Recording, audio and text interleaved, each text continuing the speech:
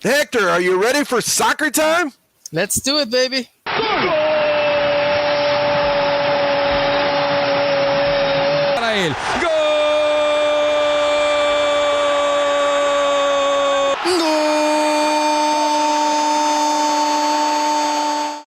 You know, Hector, I don't know what those announcers, how long do you think the longest goal goes for? It's like a minute and a half. How do they breathe? Yeah, well, the record, the legend is Andres Cantor from Telemundo. But, he's like number one, dude. Like, he's world renowned. That's his go-to thing. His MO is like the goal call, especially when the World Cup starts. You'll notice who he is in a heartbeat. Pretty excited about the World Cup. So let's talk about last week's USL. How'd you do? I did. Loyal. That was a tough game going across the pond, going across country to play Birmingham. Birmingham's a feisty team. They give everybody too much they can handle, and Loyal unfortunately had some opportunities at the end that they didn't convert on. So that was my slip up. But it's kind of hard when I'm so passionate about soccer to divide up the objectivity with the emotion. But this time I think Loyal is going to be one of my picks, and I think they're going to respond this time. You could have all the strategies, a coach, whatever. It's kind of like that saying in boxing. You have a game plan until somebody punches you in the mouth. Yeah, that's it, baby. Yeah. No doubt about it. Now, the one thing about the USL, fairly late in the season, right? We're talking about they've had some games they played. Yeah, they're down to like the last quarter of the season, so probably like 10 games left. Right. What are you seeing in terms of the goals? Are they scoring a lot of goals? Is it mostly overs? Is it mostly unders? What's happening?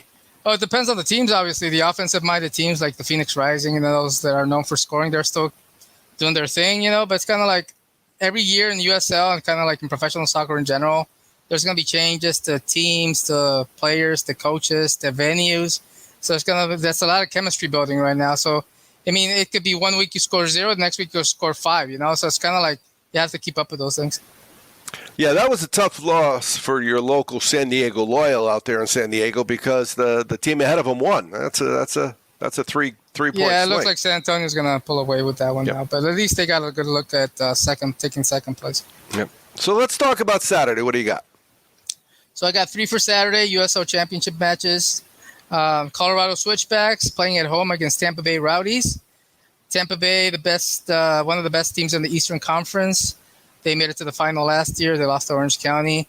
And Colorado's at just below San Diego Loyal in the 3 seed in the Western Conference. So they really want to either stay there or at least move up to second, overtake San Diego Loyal. They're going to be at home. Tampa Bay's a hell of a team, man. That's one of the perennial best teams in the USL Championship. I think this is going to be one of those games that, like, we're talking about offense. I think there's going to be a lot of offense in this one. And even though Colorado's playing at home in front of their home fans, I think Tampa Bay's got too much firepower for them. I'm not going to go Tampa Bay 3-2 on this one.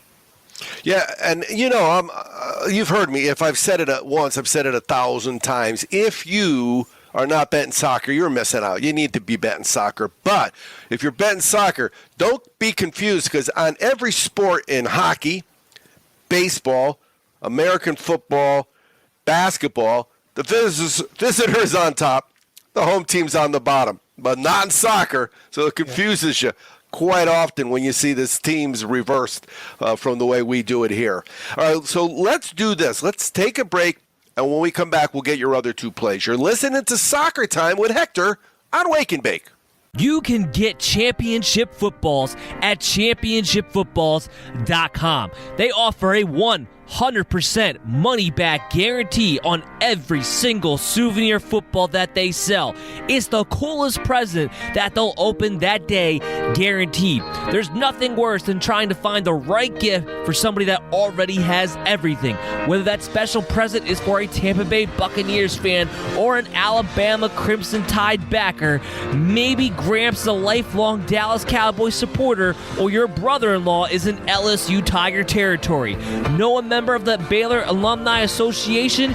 Is there a better Father's Day gift for someone who's a Kansas City Chiefs fan? Send them the coolest present they'll open that day, guaranteed. Now, if your favorite pro team is the Buffalo Bills or those Minnesota Vikings, well, we're sorry about that. Also, if you're a New Mexico State Aggie or a Tulane Green Wave alum, not much they can do. After all, the name isn't nice effort, you had a pretty good season footballs.com. The name is championshipfootballs.com. The coolest present they'll open that day, guaranteed.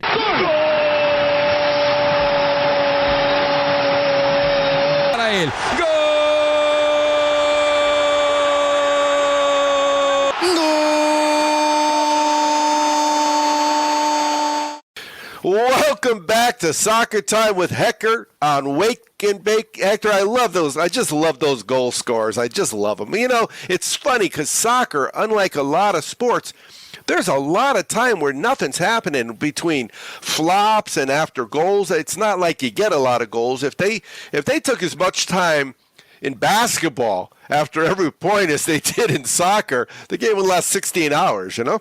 Yeah, they follow a lot of the old school Vlade Divac mentality, you know? No doubt. Yeah, so exploit the refs, especially if they know it's a weak ref, kind of like at the casino. If you know you got a weak dealer, exploit the weak dealer, you know? Yeah, we just watched Casino the other night. So classic. I love that movie. They say, they find weak dealers like sharks find fish, you know? Yep. All right, so let's talk about, before we go into your last couple picks, let's talk more about soccer betting in general. You mentioned the ladies. Yeah, there's a league, NWSL, that's gaining in popularity. Actually, the union, the women's players, they just signed a few weeks ago a collective bargaining agreement with the league that gives them better pay, better working conditions, and also the national women's team, the U.S. women's team, they're now on par with the men's in terms of income, in terms of profits and percentages. So it's women's soccer in general, but women's soccer particularly in this country is going way above and beyond what people used to think about it. So there's this league in WSL. There's this new team, San Diego Wave, that's playing their first season here. And they're making a lot of waves, not to pardon the pun, but yeah, they're in the playoff hunt. They got a game this Saturday, and it'd be something if people are interested in looking at that league per se for investment or betting or any other purposes. I'm all for it. Yeah, I was on my website the other day, and they offered Little League. They had some Little League odds. So if you're allowing people to bet the Little League, I imagine that you can women's soccer. Now, one of the things that we love about Wake and Bake is the fact that we get to record your show with you at 4:20, and there's something about 4:20 in my family because both of my kids use cannabis. It's whenever 4:20 comes around, we make jokes about it. My son has stopped the football game if the clock is at 4:20 and it's stopped. He'll pause it. It'll call everybody over, and he'll say, "Hey, how much time's left in the game?" And it'll make you say 4:20. Exactly. But yeah, the women's deal was incredible because the success that the USA women's team had is 10 times the success that the men's have had on the global stage. And yet they were making a fraction of the money.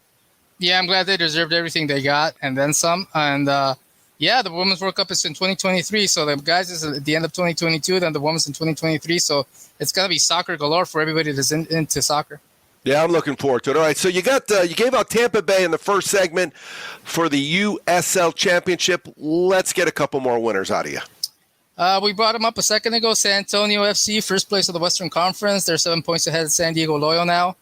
And they're looking to wrap up the division. I mean, there's still games left, but the way they're playing, man, I think they took that loss to San Diego Loyola a couple weeks ago, blowout at Torero Stadium personal. And I think they're going to use that as a motivating factor to close the season out strong. They were the favorite to make it to the final this year out of the Western Conference, and now they're playing like it again. And they're going to be going up against the RGV Toros. San Antonio's going to be playing at home in front of their home fans. And RGV is a feisty team. When they play up to the competition, and they always give them a run. They gave Loyola a run. They've given other teams a run that are up in the standings. But I think San Antonio is just like in a different league, man. I think that was, I wouldn't say a fluke. I think San Diego Loyal played well enough to deserve a 3-0 win when they beat San Antonio. But it's one of those things that you don't see Duke losing a lot of times at home. And when they do, you don't want to be betting against them after that. So it's kind of like I think San Antonio FC is going to pull this one away pretty comfortably, 2-0. Yeah, Rio Grande is sitting at the very bottom of the standings. But we talked about that in previous shows where the quality teams win the game. The really bad teams take draws or losses. Yeah, exactly. Yeah. And they give you it's not like they get blown out 6-0, 7-0. They give you a hard time, dude. It's just that mistake here, mistake there, miscommunication in the back, and they lose by 1 goal. But sometimes on paper, that doesn't do some of these teams justice. But I just think San Antonio's got too much firepower. Yeah, so we've got, in the next month or so, when we're talking about USL, we're going to have to pay attention to who's clinched and who's out of it, because that impacts who's on the field. That impacts who wins and who loses when you have nothing to play for. Exactly. Like all these teams that I'm talking about have playoff aspirations or contentions in terms of making it in or the seeding. And that leads me to my third pick, actually. My San Diego Loyal that let me down last week. I mean, it's not like because they had few chances. They had a lot of chances. Just the goalkeeper for the other team was the Birmingham was playing lights out. So it's one of those teams you run into like hockey. You run into a hot goaltender. Ask the Kings when they won their 2 championships, and nobody could score on them kind of thing. So I think San Diego Loyal is going to actually wipe themselves off from that 1-0 loss that they thought they could have finished a little bit better in that game. And they're going to play El Paso Locomotive in Texas. El Paso's a feisty team. They've actually played each other earlier this season, with San Diego Loyal coming out with a 3-2 win at home. And I think it's going to be another tough game. I think both teams are, even though Loyal's sitting in the 2nd seed, El Paso's right in there fighting for the playoff positioning as well. And I think it's going to be, though it's in El Paso, I think Landon Donovan, the head coach for San Diego Loyal, is going to have them ready this time and use the loss to Birmingham as a motivating factor, not to make those same mistakes and actually finishing on the last touch. And I think it's going to be a close one, but I think San Diego Loyal pulls it out on the road in El Paso 2-1. You know, that's the one thing. It's got to be so frustrating if you're a coach to have your team beat the team ahead of them and then the next week have a letdown. And what sucks, it's like any sport. You have to travel cross-country the next game. I wouldn't say it's a letdown game, but it's one of those things where you're such an emotional high at home beating the best team in the conference, and then you got to travel abroad. It's one of those things, those little things that people don't. It's kind of like NFL football, playing those East San Diego team or West Coast teams playing in the East Coast in the morning.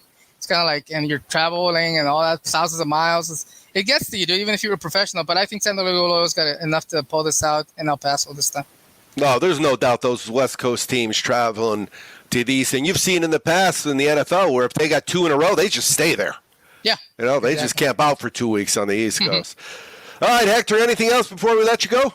Nah, man, good seeing you. Good talking to you. Let's catch some tickets. All right, looking forward to it.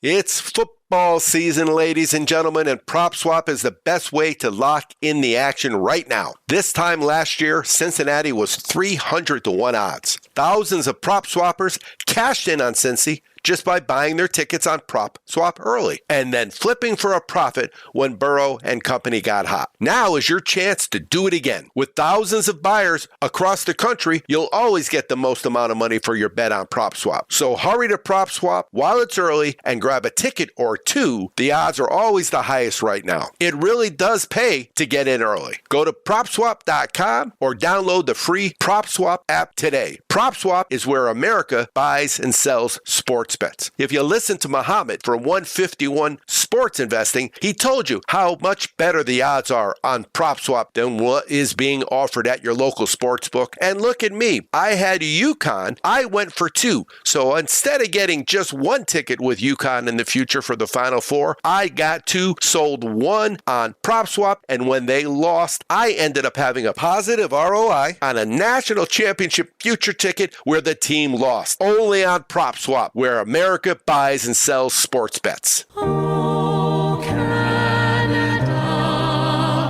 our home and native land. CFL, let them know.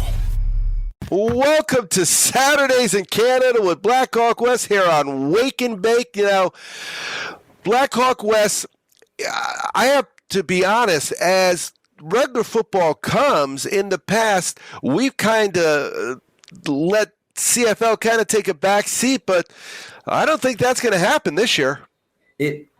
For me, it's not. And for me, it will not take a back seat until we get a better understanding of what's going on in college and the NFL. You know, there's a lot of handicappers that would tell you don't touch the first couple weeks of the NFL or the first couple weeks of college. You know, we got week 0 around the corner, college. But the way I look at the CFL is we know these teams. We know where they are. There's a lot of injuries. A lot of injuries are taking place. And, Winnipeg just lost a game at home, very uncharacteristic for them. But, as we look at what's coming up, we have a better understanding going into, week 11, week 12, week 13. We know what's going on in the CFL. So we would be foolish to ignore that data for a league that's unknown, and we should probably be tiptoeing in. So my CFL units are bigger than what my college units are going to be, and college really isn't even in high gear for me until about week 3 or 4. Well, and how many seasons have we talked about it? Well, it doesn't matter what the sport is. You got to tiptoe in. Unless you know something, right? unless you got some inside information, you got to tiptoe in. Otherwise, you're going to be throwing your money away. There's no doubt about it. And with this CFL season, no one saw BC coming. No one. I mean, they came out opening night. We could have called it a fluke. Then week 2, week 3, that Nathan Rourke, that quarterback, has had more big games than any quarterback in the CFL, and the amount of points they're putting up. Nobody would have called their wide receiving core the best in the CFL, and so it's important you let things get going, and the CFL is a good example of it. Week 1 through 4. Now we know what's going on. We know who BC is. We were Winnipeg losing a game. Who knows what's going to be the next couple weeks? That's kind of interesting. Calgary, a lot of injuries, but we know what these teams look like. And your data, that Easy Sports data, is smart now. Well, I was at a wedding last Saturday when I swept the board, and I mentioned to you I couldn't watch the game. I could barely catch the highlights because, as you know, even though at my table there was another guy with his phone on watching a football game, but he didn't have a wife with him. I had a wife with me, but I ended up hitting the 4-teamer, and 4-teamers are 4-teamers. That means I swept the board. That means I hit all those straight bets too. It was a really, really good day, and you don't have the confidence right now with preseason or, like you said, the NCAA, but we do have that confidence with the CFL. So let's look at that first game on Saturday. It is a 1:00 my time, so that's 4:00 Eastern time, right? It's Hamilton at Montreal. Yeah, and so this one, Hamilton is an interesting team to me because every year they find their way into the playoffs, and 2 years in a row they found their way into the Grey Cup. That whole East Division, Hamilton is sitting at second place, being 3-6. They looked really good last week. And what was impressive about the way they came away with a win is they did it with QB3 or QB4, wherever the gentleman ranks on the roster. And they did it with this spread out run game. And their defense showed up at certain times. They had a really big fourth quarter, hung some points in the fourth quarter. So this is the Hamilton that, they pieced together the next 3-4 weeks worth of wins. Hamilton is now back in first place, winning the division. So this is kind of who they are at this time of the year. So when I look at this game, the big question mark is Dane Evans. He's still listed as questionable, but what Hamilton showed us last week against Montreal, against Toronto, and the way that they ran the ball, and they spread the ball out running it. Well, Toronto is a much better defense than what they're about to face this week. And so I think they're going to have no problem running the ball on Montreal. I think that we're catching some luck with Hamilton being +2.5. Montreal is coming off of a win. They had no business beating Winnipeg. Winnipeg was due to lose, and Montreal just happened to be the team that showed up at the right time. I think this +2.5 for Hamilton at the right time is a gift. And if Dane Evans ends up playing in this game, that's going to push them even further and create a passing threat. I love +2.5. The Hamilton Ticats on the road going into Montreal to steal it. Yeah, the one thing I think that's the coolest part that you really very seldom see in the NFL is that back-to-back. Now, with the NFL, sometimes you'll see the last game of the season, these two teams play, and then the next week they both made the playoffs and they play again. But in the CFL, they have back-to-backs all the time, and it really makes it easier to handicap. It kind of does because it makes it easier after the twofer. Like Calgary and Winnipeg played each other 2 weeks in a row. Winnipeg beat them both times. All right, cool. Winnipeg, it's probably safe to call them better than Calgary, right? You beat them 2 weeks in a row, a home-and-home scenario. So it is unique that they have the 2 in a row. And, this season, the home field advantage is not as important as it was in the past. BC and Winnipeg, they're just kind of winning all their games. So they're home and on the road, but they're just kind of winning them all. But, Toronto's home field advantage is usually pretty strong. It hasn't been this year. In years past, going into Edmonton and getting a dub. But this year, everyone's beating Edmonton. But Then we talked about with Winnipeg because they had this incredible record, but the bottom line is away from home or at home this year, they were 1-2 against the spread, and they ended up losing the game. So, yeah, and Winnipeg, they've shown up. Their coaching is really on full display in the job that they've done, but they have a rebuilt wide receiving core. I mean, the wide receivers that they lost to free agency. I mean, you lose Kenny Lawler to free agency. I mean, that's a top 3 wide receiver in this CFL. And, they've lost wide receiver 1 and wide receiver 2 going into this season. And, that's kind of been a rebuild. And so, Winnipeg hanging on the way they have is really been impressive. And the defense, I mean, that's the same. It sounds crazy, but I would love to see Winnipeg play against an NFL team. I just think that defense, the way that they're coached, is really fun to watch. well, that would be a trip because if they did like one game on an NFL field and one game on a CFL field, with that 12th guy, it would be wild. Well, and you get the 3 downs versus the 4 downs, and that would be interesting too. Yeah. NFL coaches' heads were going to explode, I think. So when we come back from break, we're going to catch a second game. We're going to talk a little bit more about where we are in the CFL season because it's Saturdays in Canada with Blackhawk West here on Wake and Bake.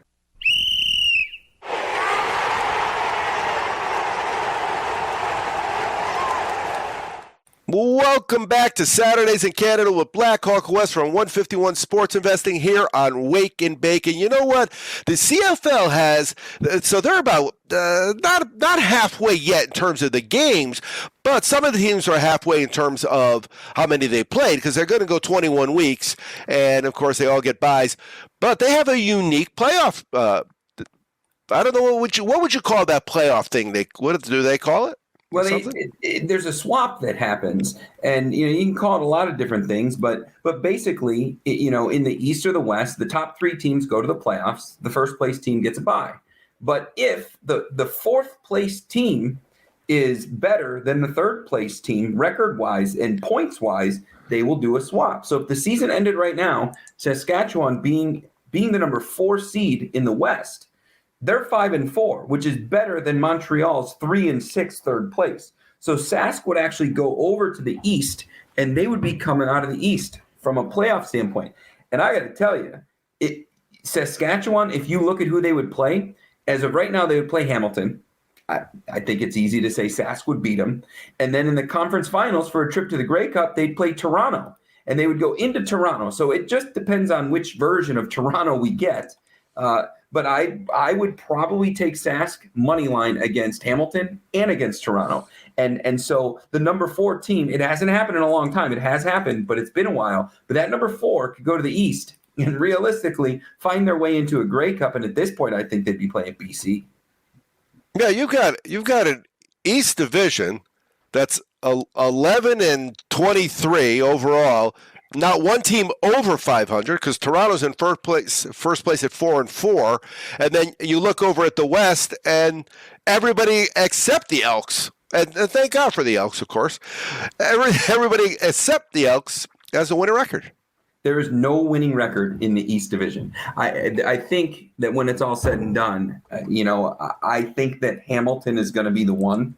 But there is no winning record right now, and that's one of the cool things where you take the comparison to the NFL. The NFL will not do anything like that. You could have an 8-8 team win the division, and they're going to the playoffs. I mean, that's we had a 7-9 one year, didn't we? Sure, and they win the division. They're going to the playoffs. I mean, there was and the difference it was a couple of years ago, the Chiefs and the Chargers, and there was a difference between the number 1 seed or the number 5 seed because of the other first place or the other first place records. And it's wild the way that goes on. But the CFL does it the right way. You're in 4th, but you're better than 3rd. Sorry, 3rd, adios, go home. Yep, no doubt about it. So let's look at that the late game, Saturday night, it's 10 o'clock Eastern time, Calgary at Toronto. So this one is I'm looking at this one, and I'm looking at a couple things. I'm looking at Calgary coming off of a terrible loss in the closing moments. I mean, Calgary had BC, and so to lose it this way. Now we were winners because we took +2, but Calgary losing by 1 point in the closing seconds of the game. I mean, that is a hard way to lose a game. Toronto's also coming off a loss, but they're at home.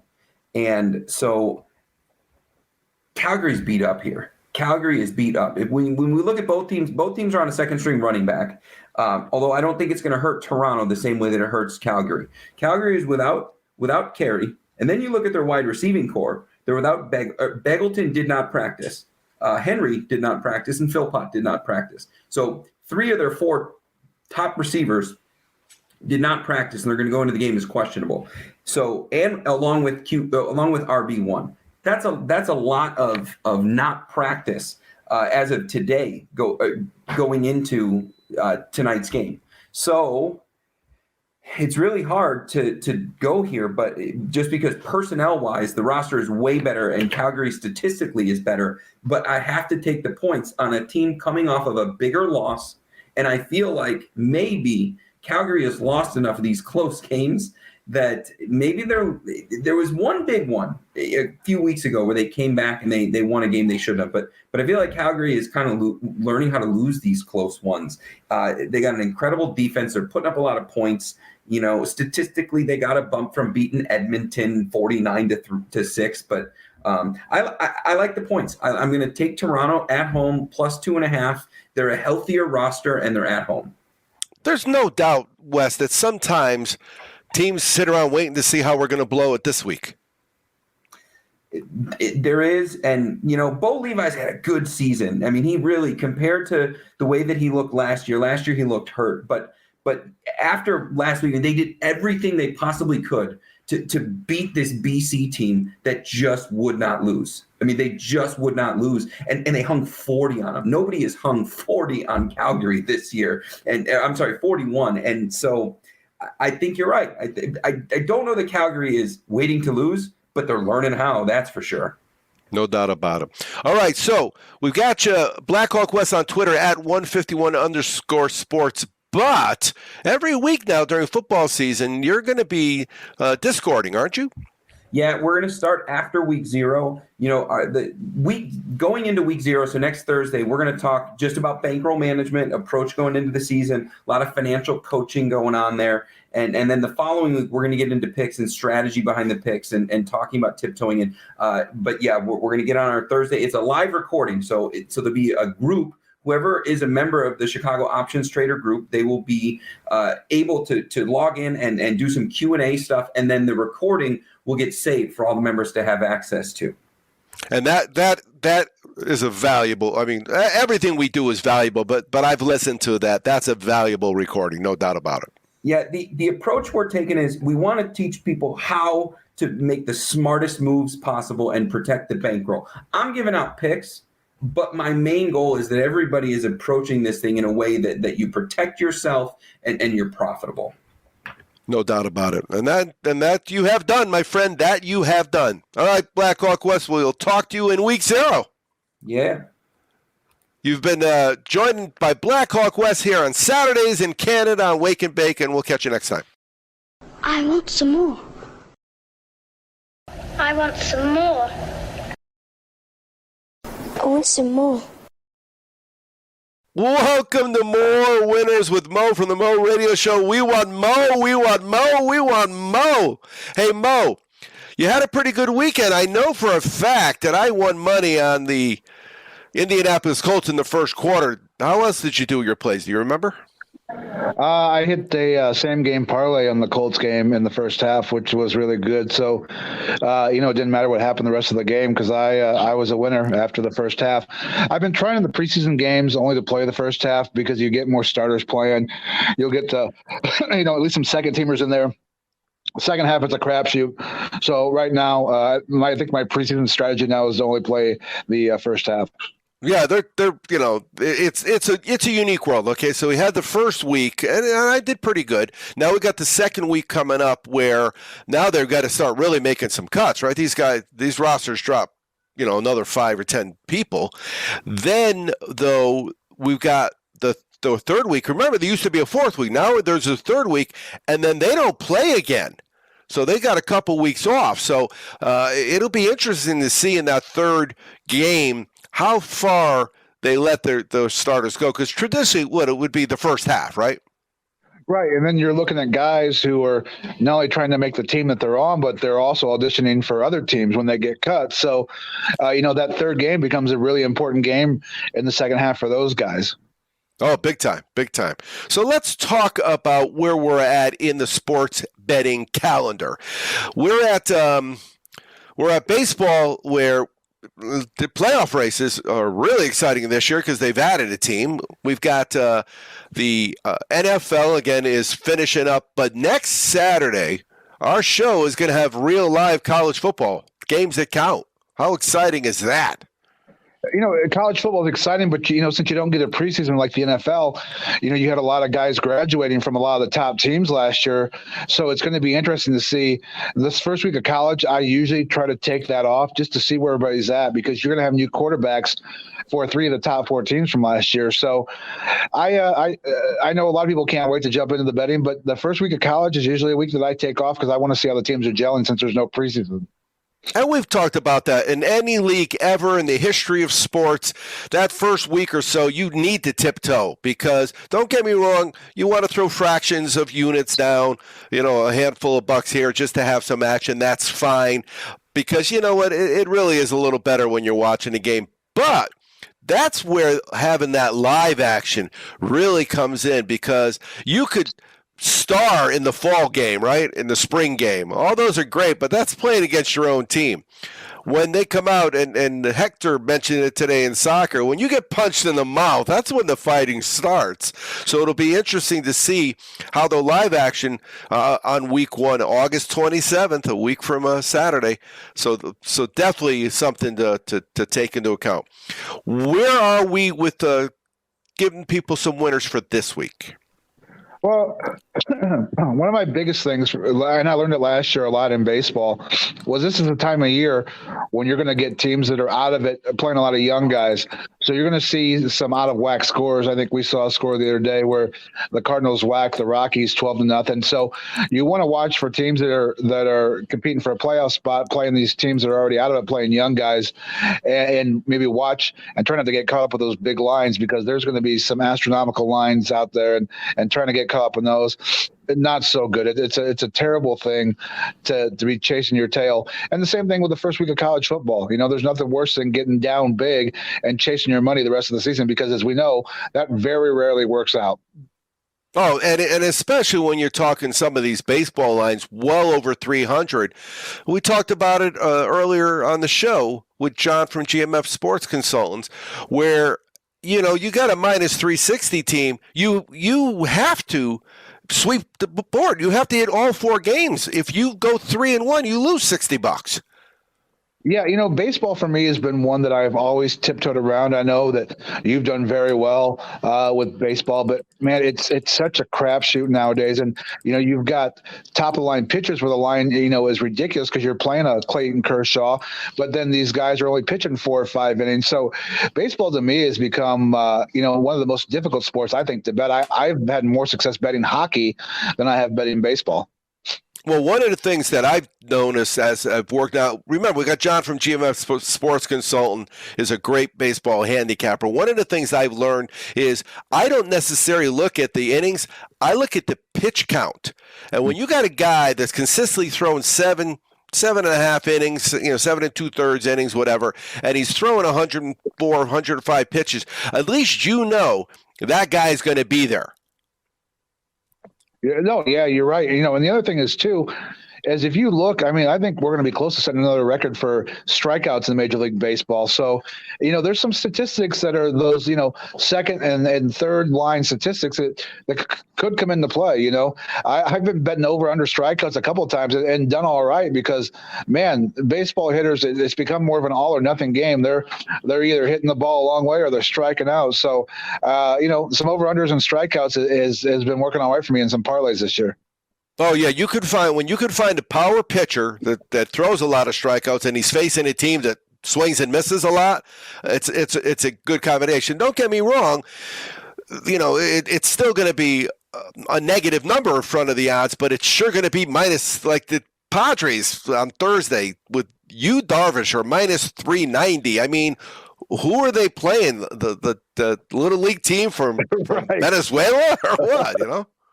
Yeah, it's that's why I like baseball and I like betting. But man, there's some days I just look at the sheet and I'm like, oh, what am I going to do with some of this? So I've been trying to pick out some secondary stats for parlays and trying to stay away from some of it. But it's a fun game to bet. But boy, you're right, it can turn on you on a dime. No doubt about it. Now, when we get back from break, we're going to talk about baseball turning on a dime. You're listening to More Winners with Mo from the Mo Radio Show on Wake and Bake.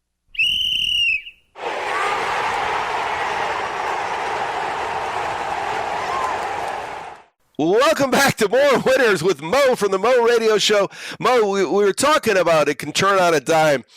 I know that the thing that ticks me off about betting baseball the most is when they take out a pitcher. They put him on the bench, and you see him, and he's up. Maybe he's upset because he got taken out. And the next guy either walks somebody or gives up a home run, and that guy's thinking, "I could have done that," Yeah, the way that the baseball is managed now is so much different even than it was, 8-10 years ago.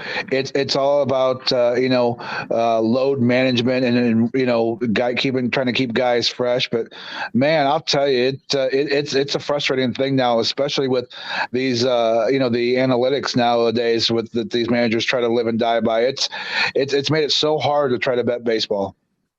All right, so let's talk about some football. On Saturday, we've got Detroit. Actually, the show airs Saturday, so today, right as we get off the air, again, that's why it's called Wake and Bake. You get it when it's San Diego time. These games are early. You kind of got to hit the pipe or the bong or the bowl or whatever you're hitting. You kind of, because otherwise it's a grind, especially, we're going to be going from now until Super Bowl.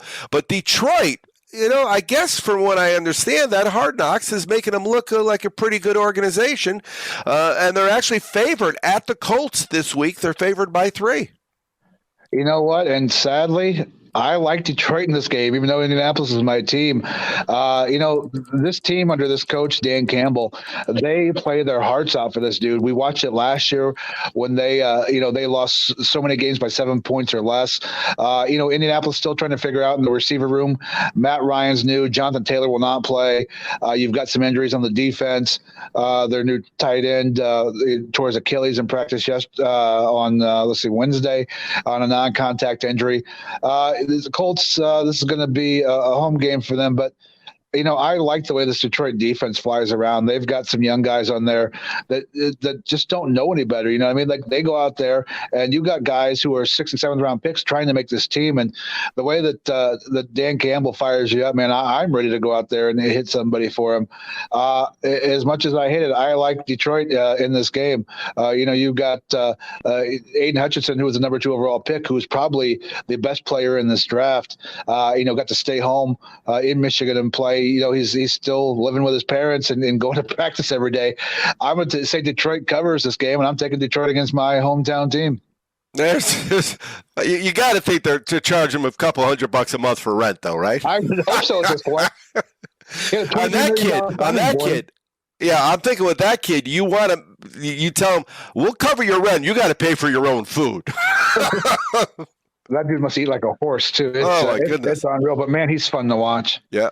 All right, and then that night, Saturday night, we got 10 o'clock Eastern, Dallas at the Chargers. Boy, Dallas fans really believe every single year they got a shot at the Super Bowl, and the Chargers fans, they really they've got some great talent, but I think they're forgetting they've got the curse of the Spanos family on top of them.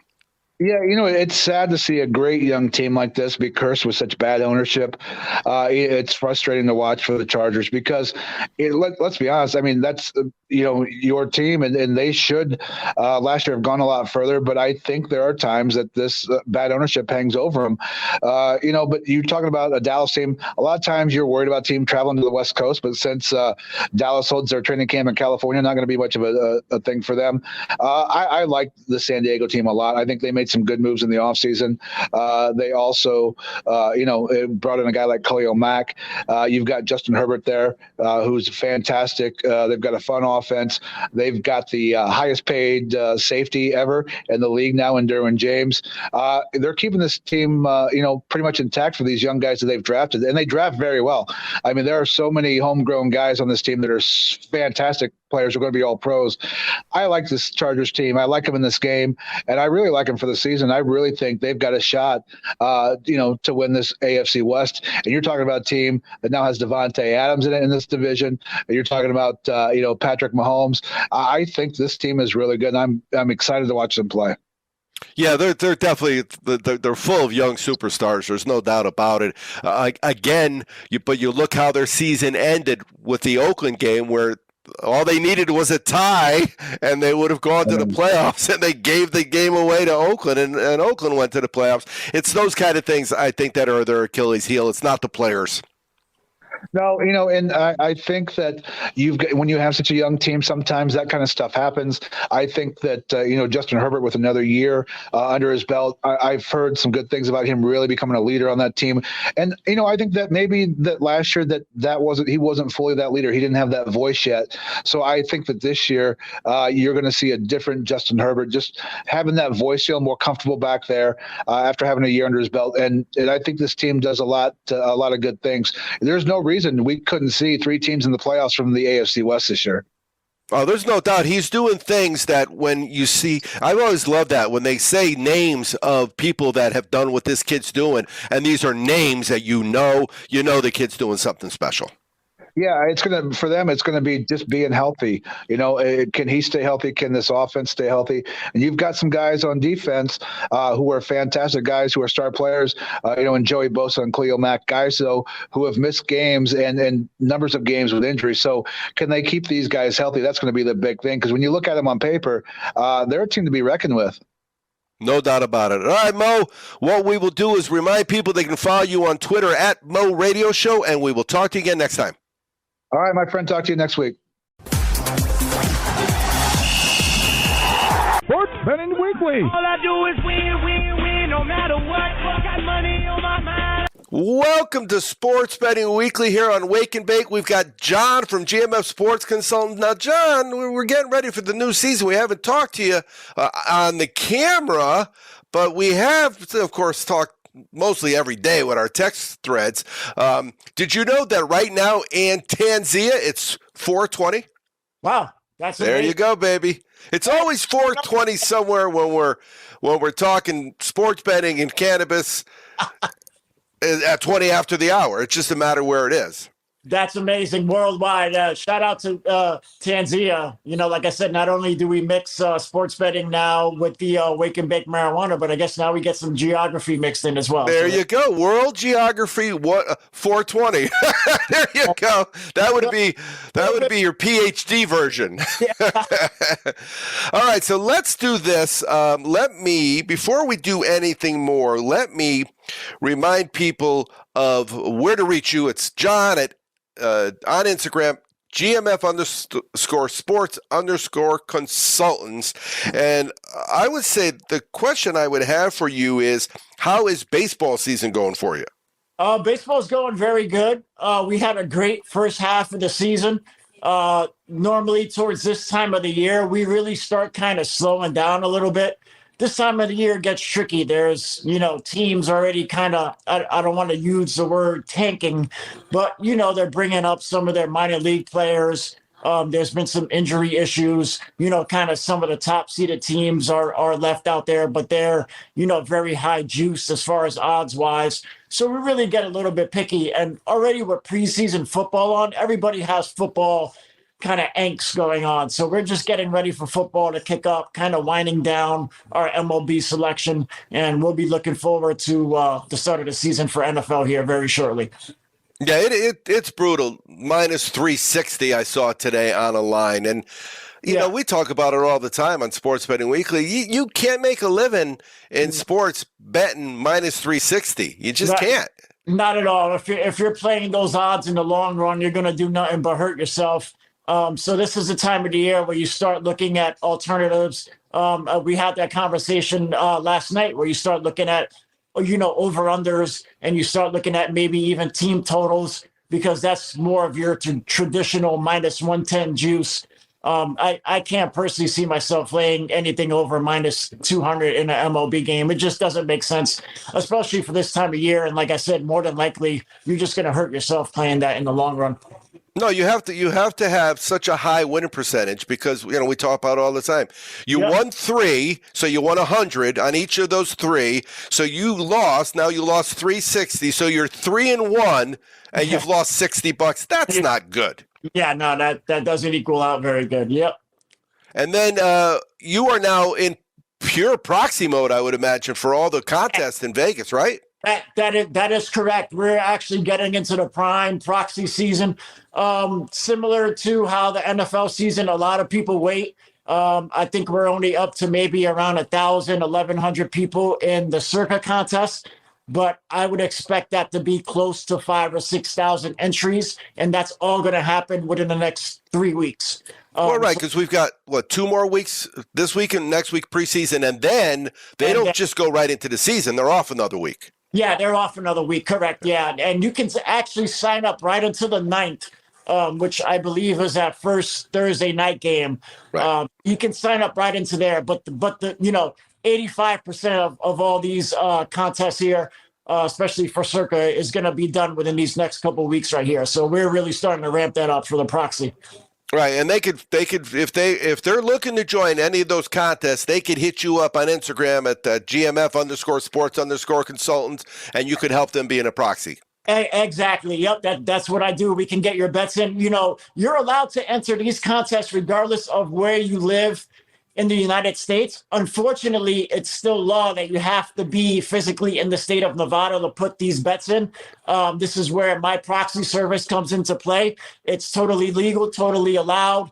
Everything's documented when you sign up that I'm your proxy, and it's all legit with Circa. So once again, this is anybody who is outside of the state of Nevada. You're allowed to enter, and you're allowed to get in the contest. You could win up to, I think the top prize is $1 million this year, and they give out a whole bunch of other prizes too. So not too bad. To start the contest, do you have to go the first time? I'm sorry. Just to sign up, do you have to visit? Yeah. You have to visit. I'm allowed X amount of entries that I can do personally on my own for people who want to enter the contest. For instance, I did one for Blackhawk West. Shout out to Blackhawk West.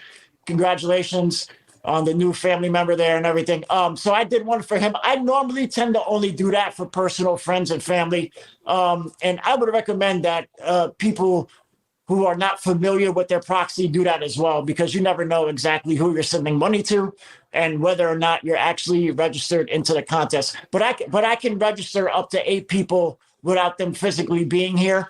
But I always recommend, especially people that I don't know, I say, look, you have to come to Vegas at least for a day. So that way we can do all the paperwork and get you all legit. And then after that, you're good to go. That makes sense. Also, you also have an excuse to come to Vegas for a day or two. So, that's a good reason. Well, what was the thermometer reading in Vegas today? Right now, it was 100 today. Still 100. Yeah. But inside the Circa, it was pretty cool, I imagine. Yeah, inside the Circa, it's nice. They even got an indoor swimming pool from. Yeah, I saw from the rains. Mother Nature. And a 5th body was found in Lake Mead. So all those casino and mob movies, they weren't making it up. It makes you wonder. We've been getting a lot of rain the last couple of days, so I don't want to be one of those conspiracy theorists, but it makes you wonder. No doubt.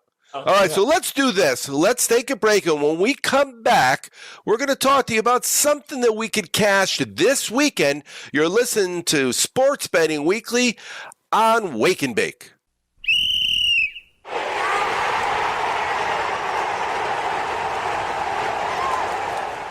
Welcome back to Sports Betting Weekly on Wake and Bake. We've got John from GMF Sports Consultants. And again, John, it's just really cool when you are discussing something at 420. It's 420 somewhere, and we figured out it's 420 in Eastern Africa. Now, last week we talked to Mohammed from 151 Sports Investing, and it was 420 in Western Africa. And Africa is a pretty big continent, of course. So it really is. It becomes a little bit of a geography lesson. Physical geography here on Sports Betting Weekly. But let's look at this weekend. It's Wake and Bake. So we get up in the morning. Now, where you and I are different than some of the guests we have is it's early when football starts. And remember, not this Saturday, but the Saturday after this. So next week's show, we'll have live college football. It counts. This is the real deal. Yep. And so I'm pretty excited about that. But what are you looking at this weekend, and where can you find a nugget or two for the guys to make some money cashing tickets? Well, for right now, obviously it's going to be MLB. I don't really suggest that anybody put any substantial amount of money on NFL preseason.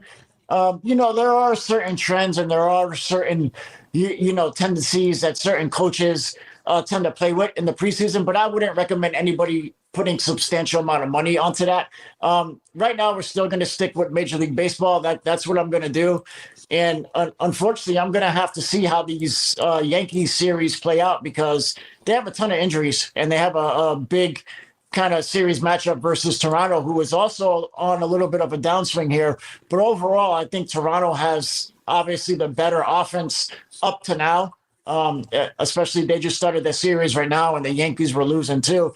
Like I said, born and raised in the Bronx, I'm a big Yankee fan, but I think I'm going to have to continue to fade the Yankees at this point until they show me some type of life, because right now the only body that's doing anything substantial is Aaron Judge. And it just seems like the whole team in general is just a little bit on the downtrend, which you kind of almost would expect because they had a great first half of the season. So you got to configure there's going to be some type of regression. But I mean, just since the All-Star break, it's been tough to watch, especially when you're a fan.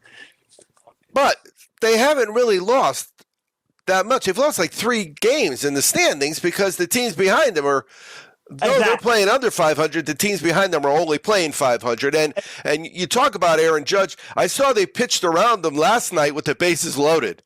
Yeah. Yeah, bases loaded. They wound up walking in them, and then, of course, that created a whole situation with that. And that was a very much needed win. But, yeah, as of right now, I'm just going to continue to almost fade them. And they're pitching. I was surprised that they traded Montgomery, who just got traded to the Cardinals, who now the Cardinals are playing pretty well this time of year. And they're looking to make, their postseason run. That's Saturday morning. Soon as we're done, that game tips off in New York, Toronto and New York. It looks like Cole's going to be starting, and that's a perfect example. And Cole's on the mound. It's the odds are just, it's really hard. You almost have to take the run line, but the Yankees aren't putting points across. They're not scoring runs. Points up. Yeah, I haven't even looked at the lines, to be quite honest with you, all the matchups. But anytime Cole is pitching, especially because he's going to be at home, it's going to be minus 200 or up. I can guarantee you that. And it's going to be minus 200, assuming the Yankees are going to lose today. And even if they lose tomorrow, they're still going to be minus 200. And yeah, I just can't do it. At that point, you're almost better off taking Toronto, even with the plus 1.5, in that situation. Like I said, I there's just nothing that they're showing me as far as their attitude and just their bats lately that would make me want to take them. And kind of what you said, they're in a situation where they've had injuries, but they had such a big lead. Yeah, and none of the other teams have capitalized. I would guess that would be Houston has, but not in their division. They're pretty comfortable. I think they're still up double digits. So yeah, Houston has kind of took reins of the AL conference, and now they're going to have the home field advantage, which is going to be tough for the Yankees. And like I said, just the injuries. They're missing a lot of key pieces. Rizzo, Stanton, that hurts the middle of the lineup.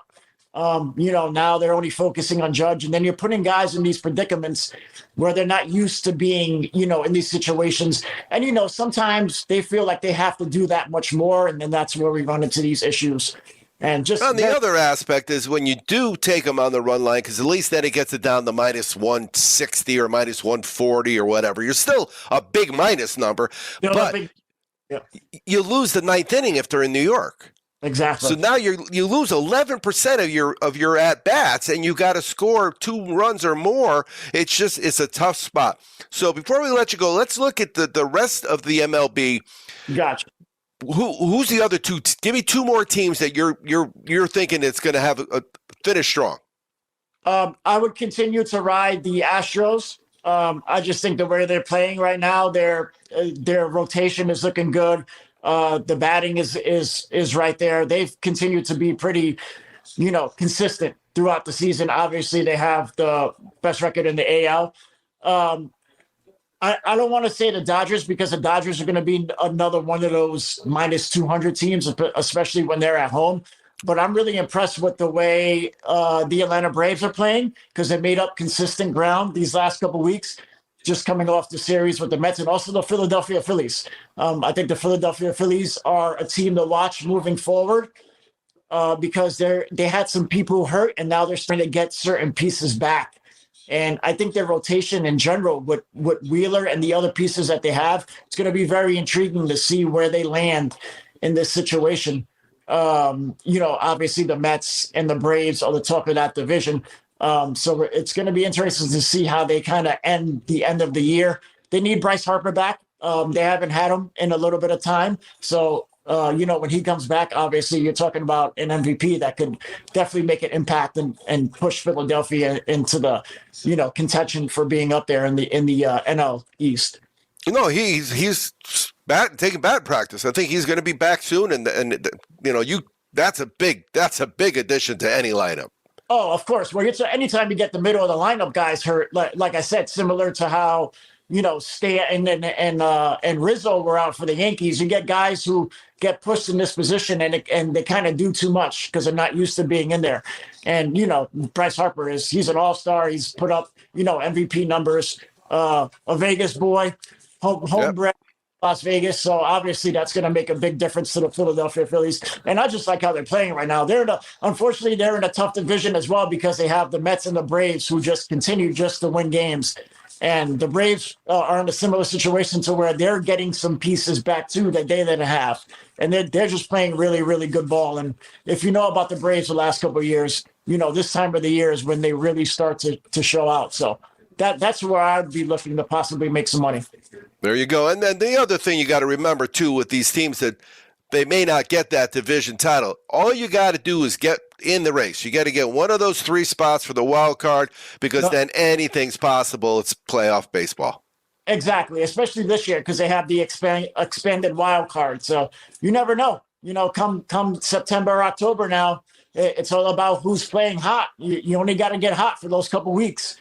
So. No doubt about it. All right, John from GMF Sports. Again, if you need a proxy for the contest or you want, if you're struggling, he has a pretty decent package. And, you mentioned you heard him on Sports Betting Weekly. You check out GMF_sports_consultants on Instagram, and he will take care of you. He's been cashing tickets for us guys for, 7 or 8 years now. So he's not an overnight sensation. Exactly. I've been here in Vegas for a while, and I plan to keep doing it. So we'll talk to you again soon, buddy.